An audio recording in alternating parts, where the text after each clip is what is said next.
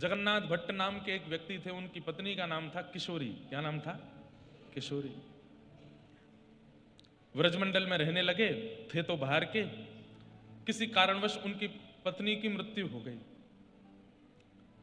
अब तो मथुरा से निकले रोते रोते, और रोते रोते रोते, हे किशोरी कहाँ हो, हे मेरी किशोरी तुम कहाँ चली गई, मैं तुम्हारे बगैर कैसे रहूंगा, हे मेरी किशोरी तुम कहाँ हो।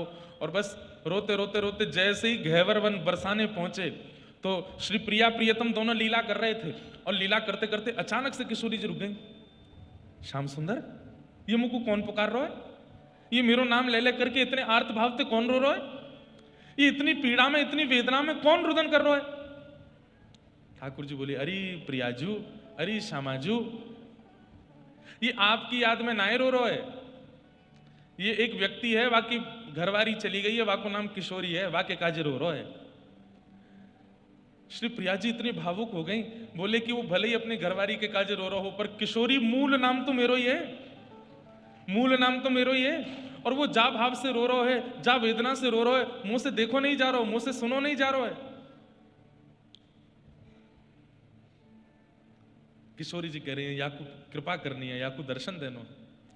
सोचिए, इतनी बोली कोई है, अपनी पत्नी के नाम लेकर के रो रहा है। किशोरी जी प्रकट हो गई सामने, और प्रकट होकर के वहां पर कृपा कर दी। कृपा करके वहां को अपना स्नेह प्रदान कियो, प्रेम प्रदान कियो।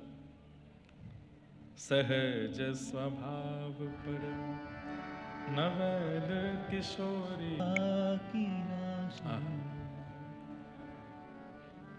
ऐसी कृपा, वो कृपा प्राप्त कैसे होती है?